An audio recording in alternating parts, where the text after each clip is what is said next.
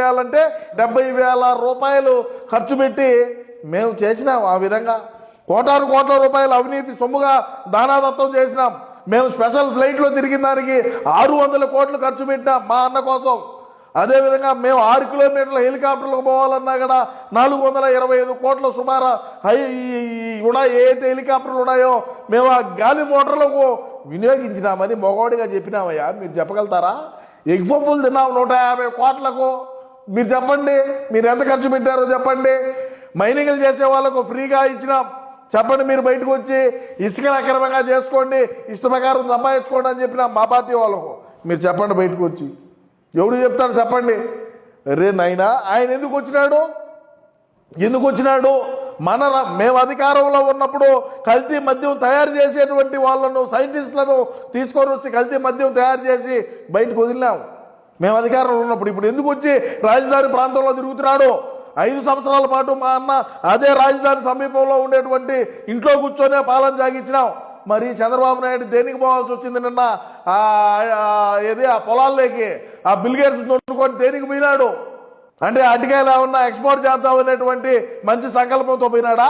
మన రాష్ట్రంలో పండేటువంటి రైతాంగం ఏదైతే పండిస్తా ఉన్నదో, అరటికాయలు కావచ్చు, మామిడి కావచ్చు, టమోటా కావచ్చు, ఉసిరికాయలు కావచ్చు, అదేవిధంగా పసుపు కావచ్చు, వరి కావచ్చు, ఇటువంటి ధాన్యాలన్నీ కూడా ఎగుమతి దేశానికి ఏమన్నా పోయినారా మీరు?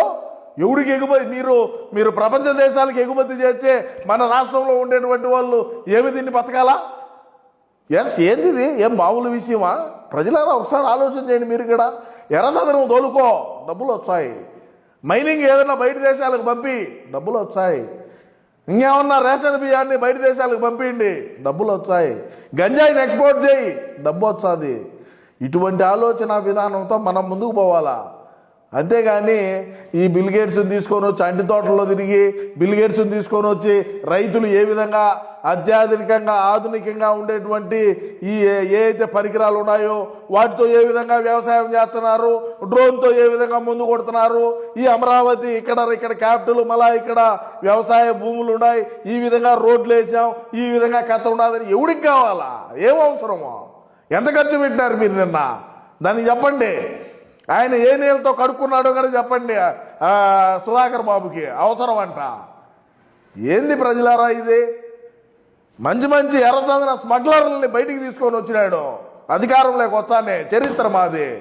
మేము అధికారంలోకి వచ్చిన తర్వాతనే రెడ్ బోర్డు స్మగ్లర్ అంతర్జాతీయంగా పేరు పొందినటువంటి కొల్లం గంగారెడ్డి బయటకు వచ్చాడు. మా ఓడి దగ్గర ఉండి బెయిల్ ఇప్పించాడు. అయితే ఏంది ఇప్పుడు?